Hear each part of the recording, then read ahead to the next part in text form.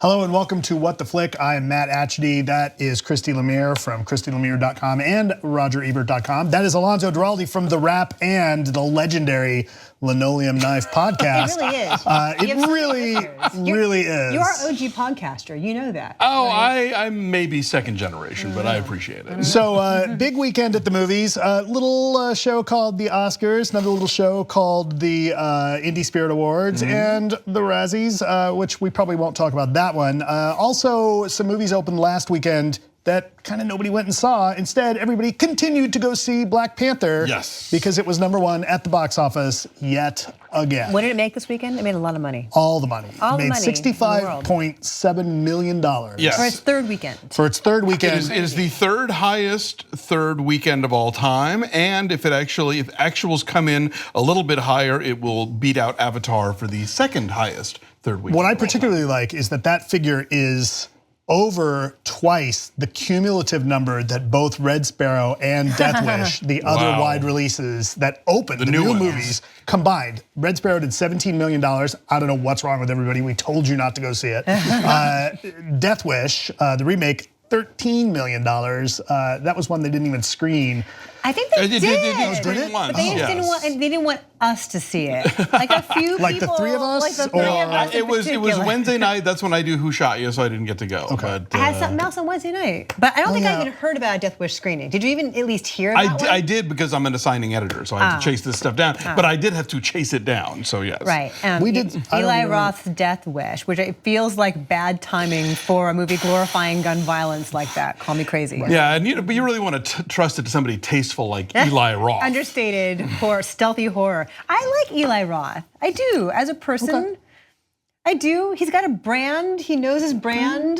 Yeah, he gets his movies done. I like the Thanksgiving trailer in Grindhouse. Yes. If he made that film, I would totally go see it. So but the movie didn't do very well. Red Sparrow didn't do very well. No. So I don't think we'll get a sequel. Black Panther, we'll probably get a sequel. Oh, obviously. no question. But the big news you guys were talking about before we started the show, you were at the Indie Spirit Awards. We were. Yes. It's the Oscars of Independent Film, and we have been several times, and we happened to be at the same table, so it was sort of like we were there together on a date. Yeah, that was fun. A treat. Yeah, We shared crudité.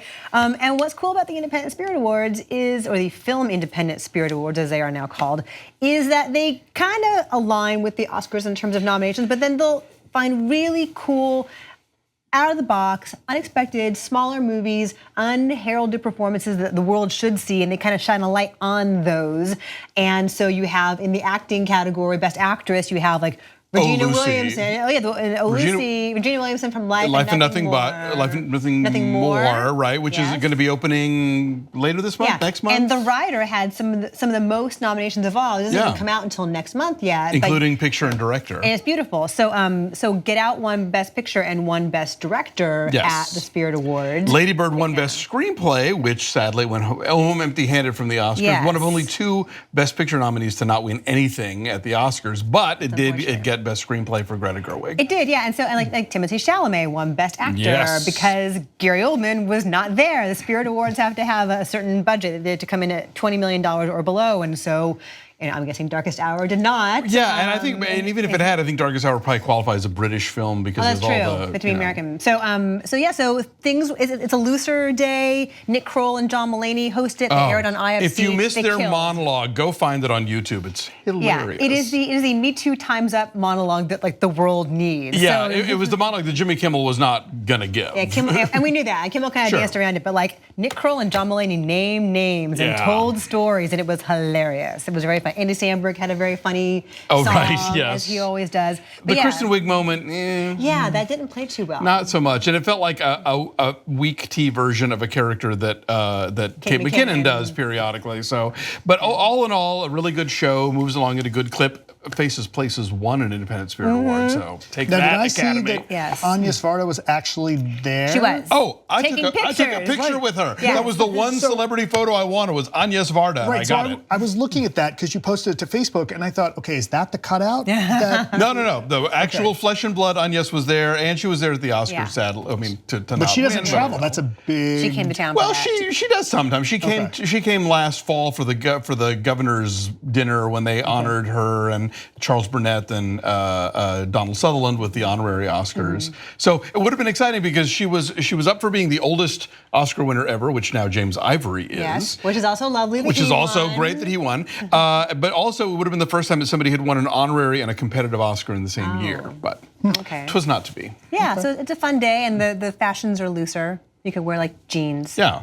But everybody who complained about slipping on the stage because the floor was wet, the floor was wet. Yeah, it just rained the night before. Oh, okay. We were in a tent. It's in a giant tent in Santa Monica, next to the Santa Monica Pier. Yeah. They erected a giant tent in a parking lot, and so you're like having to schlep through giant puddles to get to Well, it was the cold on Saturday, It was wasn't A little cold and chilly, windy. yeah. Yeah, Okay. it was Saturday. Now that's a show that starts relatively early in the day. Cocktails begin at 11. Yes, shows at 1. Yeah. Oh yeah. Before you get any food, there is so much booze. Yes. So much day drinking at the Spirit Awards. Yes, then you nap at 3. Right. So what's the boozier show, the Spirit Awards or the Golden Globes? Have you ever been to the Globes? I've covered the Globes. I've actually covered them and gone to the bar at the Beverly Hilton beforehand. Both, I guess. Yeah, the Globes are sort of famous for that too. Yeah, but you can curse at the Spirit Awards. Yes, and they 'cause did. it's cable.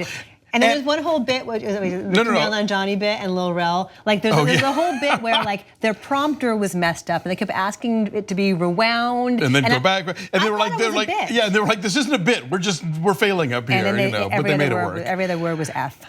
I'll put it this way. I think if you go to the Spirit Awards, there's champagne on the table. If you go to the Spirit Awards, the Golden Globes, there's champagne on the table. At the Spirit Awards, there's bourbon on the table. Wow. Giant bottles of bourbon. Giant bottles of bullet bourbon. That's also big boxes of lint truffles, which I was very excited about. it's like big boxes of lint. Yeah. LINDT. So yeah, we smuggled out the goodies. Indeed. But yet they're not here. Oh yeah, we didn't bring. Oops. I gave the chocolate to my babysitter because I had to have my babysitter come and watch Nick while we were having fun during the day. So the rest of so going back to box office, everybody's still going to see Black Panther. But game night had only like a 37% drop, which is good. Yeah, $10.7 million. Yeah, it's still holding on, and at the Spirit Awards, I did see Billy Magnuson, and I told him how great he was on game night. There you go. Another star. You know what? I don't bug the celebrities, but I like the rising star character actors who aren't sick of hearing it yet. Okay. They're fun to talk to. And at the award shows, there was definitely a Black Panther feel to them both. So Chadwick Boseman gave the Best Picture award, which Get Out won. And then when Daniel Kaluuya took the stage, he and Boseman did the Wakanda Forever salute to each other. Nice. And then, of course, during the Academy Awards, they were all there. And that was very much a Guerrero theme. was there, and Lupita Nyong'o. Because it's ABC Disney cross-pollination. Oh, so much of that going on. That Wrinkle in Time mention for the.